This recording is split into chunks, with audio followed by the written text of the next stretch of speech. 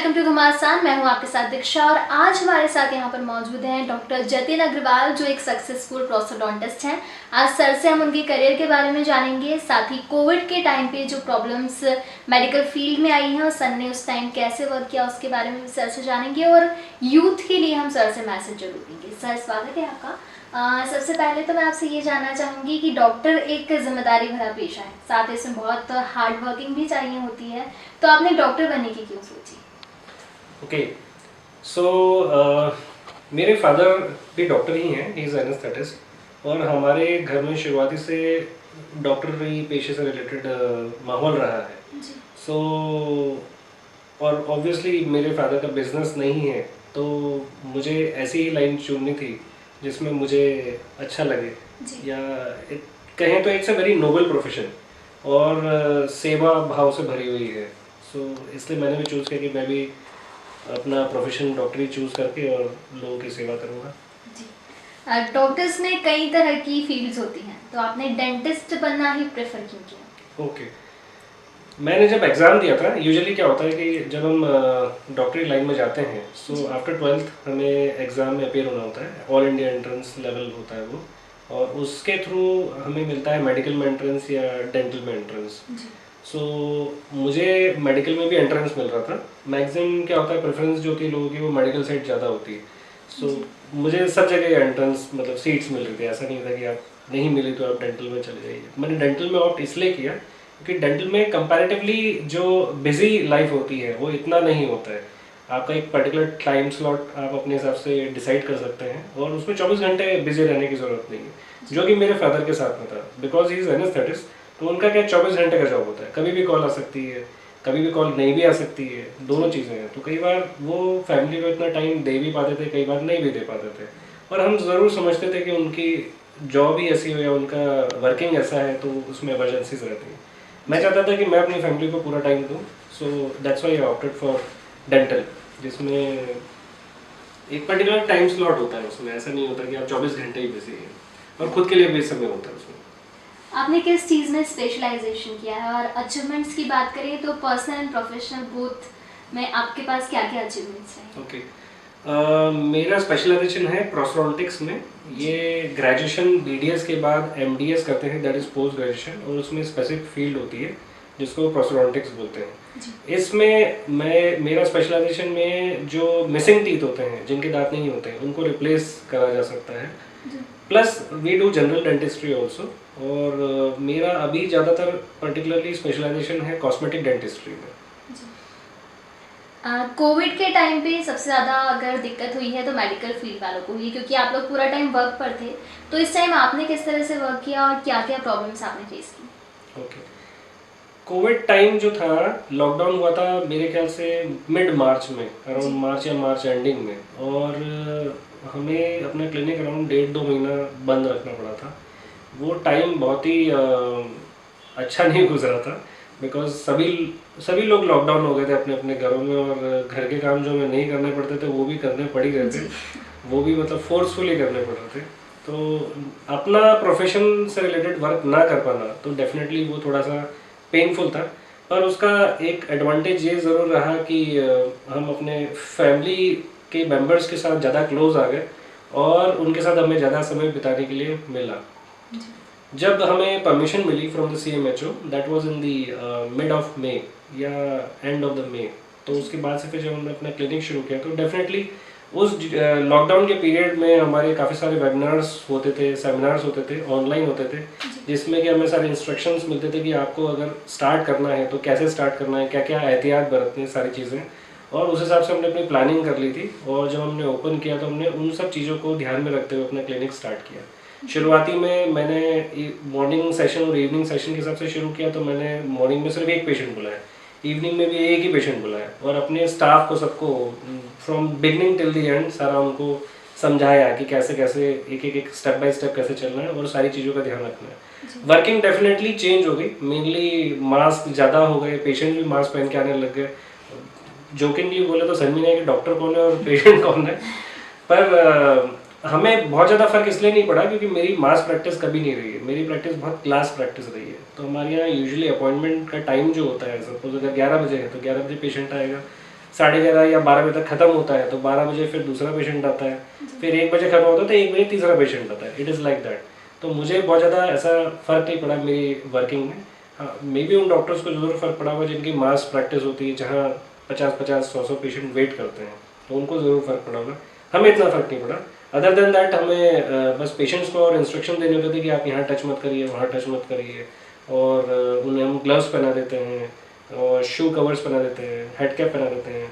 Face mask तो definitely उतारना ही पड़ता है, नहीं तो हम काम कैसे करेंगे। कोविड के आ जाने के बाद आपको क्या लगता है कि मेडिकल सर्विसेज हैं वो पहले से बेहतर हुई हैं, कुछ बदलाव आया है मेडिकल सर्विसेज? मेडिकल सर्विसेज मेरे ख्याल से इम्प्रूवमेंट थोड़ा बहुत आया होगा, नॉट मच, लेकिन जो जनरल पब्लिक है उनका ज़रूर बिहेवियर काफ़ी कुछ चेंज हो गया है। तो उसमें लोगों का जो है हमारे प्रति रेस्पेक्ट काफ़ी ज़्यादा बढ़ा है, जो कि उनकी बॉडी लैंग्वेज और बातों में झलकता है कंपैरेटिवली। जो पहले थोड़ा सा सभी डॉक्टर्स को यूजुअली जनरल पब्लिक थोड़ा सा ऐसा बहुत इजीली लेते थे, so they have started taking them really very seriously. That's what I felt in my practice after the Covid. Government ने जो गाइडलाइंस जारी की है सभी फील्ड्स के लिए जारी की है, और मेडिकल फील्ड्स के लिए वो कुछ ज़्यादा हैं, तो उन्हें कैसे अपनाया जा रहा है और पेशेंट्स उन्हें सीरियसली ले रहे हैं, अपना रहे हैं कि हाँ हमको ये नियम लेना चाहिए, अपनाना चाहिए? जहाँ तक गाइडलाइंस की बात है तो सभी डॉक्टर्स गाइडलाइंस तो फॉलो कर ही रहे हैं। अगर फॉलो नहीं करेंगे तो ना तो खुद के लिए अच्छा होगा, ना ही वो उनके पेशेंट्स के लिए अच्छा होगा। तो गाइडलाइंस फॉलो करना ज़रूरी है। अगर 100% गाइडलाइंस में से आप अराउंड 85 to 90% भी फॉलो करते हैं तो that is more than enough. Regarding patients, तो पेशेंट्स में अलग अलग कैटेगरीज हैं। कई जो हैं वो बिल्कुल ही ईजी टू गो है, वो बहुत ज़्यादा ध्यान नहीं दे रहे हैं, तो वो हमें उन्हें स्ट्रिक्टली बोलना होता है कि आप ये सब चीज़ें फॉलो करिए प्लीज़, और वो करते भी हैं, वो मानेंगे ऑब्वियसली। कई जो है वो इतना ज़्यादा डर रहे हैं कि वो घर से ही बाहर नहीं निकल रहे हैं, तो उनको प्रॉब्लम आ रही है, लेकिन वो फ़ोन पे एंटीबायोटिक्स ले रहे हैं और पेन किलर्स ले रहे हैं। तो हमें उन्हें समझाना होता है कि हमारा जो क्लिनिक है वो कोविड सेफ है, हम सारी गाइडलाइंस फॉलो कर रहे हैं और पेशेंट्स आ भी रहे हैं, हम ट्रीट भी कर रहे हैं, we are maintaining the social distancing, we are maintaining the sterilisation protocols and everything. तो आपको घबराने की ज़रूरत नहीं है, तो आप आए और अपना ट्रीटमेंट कराएं, there is no problem at all. एक सफल डॉक्टर बनने के लिए विद एजुकेशन आपके पास और क्या क्वालिटी होनी चाहिए जो आपको सफल बनाती है? एक सफल डॉक्टर या एक सफल आदमी बनने के लिए मैं कहूँगा कि आपके अंदर जो सबसे इम्पोर्टेंट क्वालिटी होनी चाहिए वो होना चाहिए attitude. Attitude for learning everything और कीप लर्निंग। तो अगर आपका एटीट्यूड टुवर्ड्स लर्निंग है हमेशा और पॉजिटिव एटीट्यूड है, तो आप किसी भी फील्ड में हो आप हमेशा सक्सेस पाएंगे और टॉप पे जाएंगे। अपने अब तक के करियर में आपने किसी तरह के अप्स एंड डाउन्स फेस किए, और कभी आपके मन में ऐसा विचार है कि नहीं यार मुझे डॉक्टर नहीं होना था, मुझे डेंटिस्ट, क्यों मैंने ये पेशा चुन लिया, ऐसा कभी मन में आया आपके? ऐसा मेरा मन में तो जागते हुए क्या सोते हुए भी नहीं आया कभी भी। And I am very happy that I have chosen this profession and I am doing good justice with my profession as well as with my patients also. और every day I keep learning new things. मैं हमेशा कुछ ना कुछ नया सीखता हूँ, मैं ढूंढता रहता हूँ क्या चीज़ मिसिंग है, क्या और सीखना चाहिए, चाहे वो सोशल मीडिया से रिलेटेड हो या चाहे वो हमारे वर्क से रिलेटेड हो या कोई इंस्ट्रूमेंट से रिलेटेड हो, किसी भी चीज़ से रिलेटेड हो, मैं हमेशा लर्न करता रहता हूँ। तो दैट कीप्स मी गोइंग। अगर मैंने जिस दिन कुछ लर्न नहीं करा है, मुझे लगा आज 1 महीना हो गया मैंने कोई नई चीज़ नहीं सीखी, तो मुझे वहाँ लगता है कि मैं कहीं पीछे हो रहा हूँ या मुझे कोई चीज़ पीछे खींच रही है, मेरा मूड खराब होना शुरू हो जाता है। तो आई कीप लर्निंग समथिंग और देन न्यू। आपके सेंटर की बात की जाए तो आप यहाँ पर अपने पेशेंट्स को क्या क्या सर्विसेज प्रोवाइड करते हैं? सर्विसेज की बात हो तो डेंटल से रिलेटेड सारी सर्विसेज जो आप सोच सकते हैं, जो आप नहीं भी सोच सकते हैं वो भी। तो ऐसी कोई भी चीज़ नहीं है जो हमारे यहाँ नहीं प्रोवाइड होती है। और हमारा सेंटर जो है वो अराउंड 15+ ईयर्स से वर्किंग है। और being in the residential area we have good number of patients, और जो पेशेंट्स हैं वो सब क्लास पेशेंट है, गुड क्लाइंटल, अच्छे पेशेंट, अच्छी सोच वाले और अच्छा ट्रीटमेंट कराने वाले। ओके, अपने प्रोफेशन के साथ आप अपनी फैमिली को कैसे मैनेज करते हैं? टाइम दे पाना मुश्किल होता है या आसानी से आप हैंडल कर लेते हैं दोनों चीज़ों को? फैमिली के बारे में बताऊँ तो मेरी वाइफ भी डेंटिस्ट ही हैं, वो स्पेशलिस्ट हैं, एंडोडोंटिस्ट हैं। और एंडोडोंटिस्ट मीन्स कि उनका स्पेशलाइजेशन है रूट कैनाल ट्रीटमेंट में और फिलिंग्स में। और अभी वो इंडेक्स डेंटल कॉलेज में वाइस डीन के पद पे कार्यरत हैं। तो उनका जो दिनचर्या होती है वो मॉर्निंग से लेकर के इवनिंग तक कॉलेज में होता है, और फिर उसके बाद बाकी इवनिंग टाइम में यूजुअली वो पेशेंट्स क्लिनिक पे करती हैं।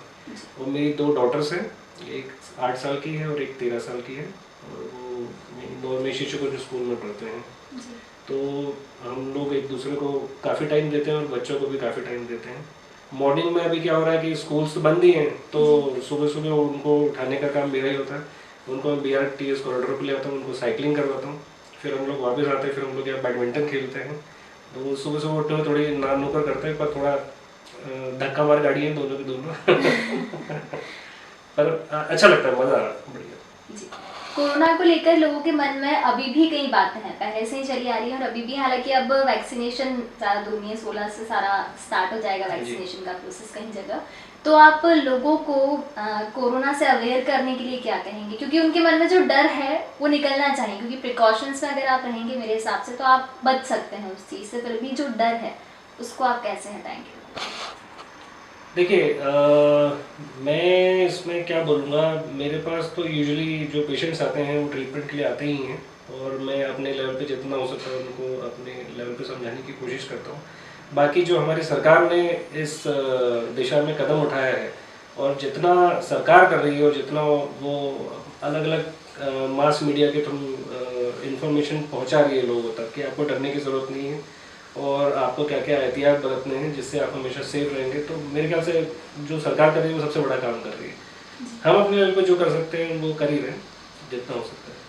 डेंटिस्ट बनने का पूरा प्रोसेस क्या होता है? अगर कोई ये जानना चाहता है कि उसे एक डॉक्टर बनने के लिए या डेंटिस्ट बनने के लिए किन किन चीज़ों से गुजरना पड़ता है, तो वो आप बताइए। जो हमारी स्कूलिंग की प्रणाली है उसमें 10th तक तो सभी को पढ़ना होता ही है। 10th के बाद शायद सब्जेक्ट चूज़ करने होते हैं, तो उसमें बायोलॉजी लेना ज़रूरी है। 11th 12th बायोलॉजी से पास करने के बाद 12th के बाद फिर एंट्रेंस एग्ज़ाम होता है।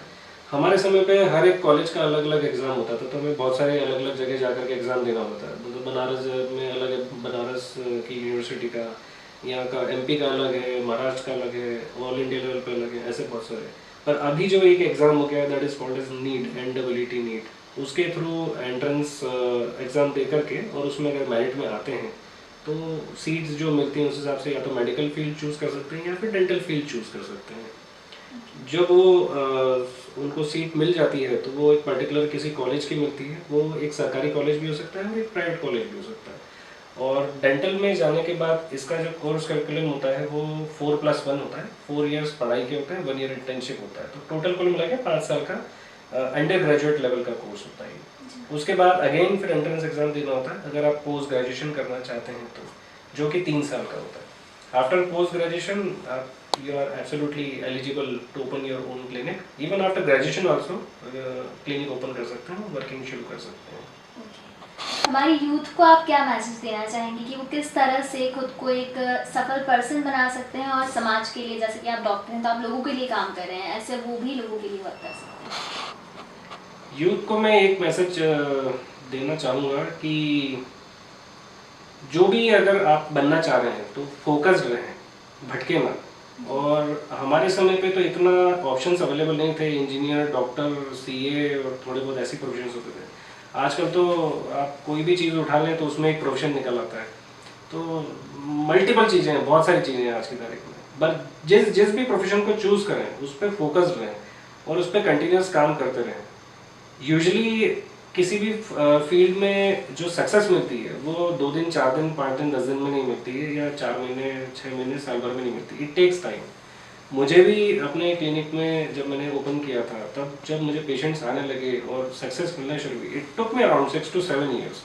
उसके पहले आपका नाम बनता नहीं है, ऐसा नहीं होता कि आप अपना काम खत्म करके डॉक्टर बन के आए तो आपके लिए भीड़ खड़ी हुई बाहर, तो ऐसा नहीं होता है, वो आपको धीरे धीरे बनाना होता है, इट टेक्स टाइम।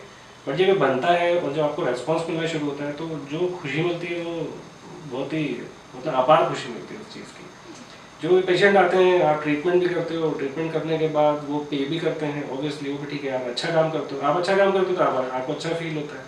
लेकिन पेशेंट थैंक यू जो साथ में देके जाते हैं, कई बार वो आंखों से जो थैंक यू बोलते हैं, धन्यवाद बोलते हैं, उसकी फीलिंग अलग आती है, वो मतलब वो अलग चीज़ होती है।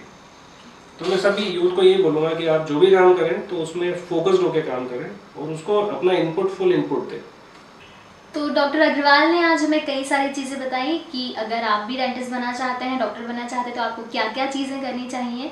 साथ ही साथ उन्होंने यूथ के लिए सबसे अच्छा मैसेज दिया है कि अगर आप सक्सेसफुल बनना चाहते हैं तो आपका फोकस्ड होना बहुत ज़रूरी है। तो ये चीज़ें अज्यूम कीजिए ताकि आप अपने आप को सक्सेसफुल बना सकें। Thank you so much sir. Thank you. Subscribe our channel and press the bell icon for more updates.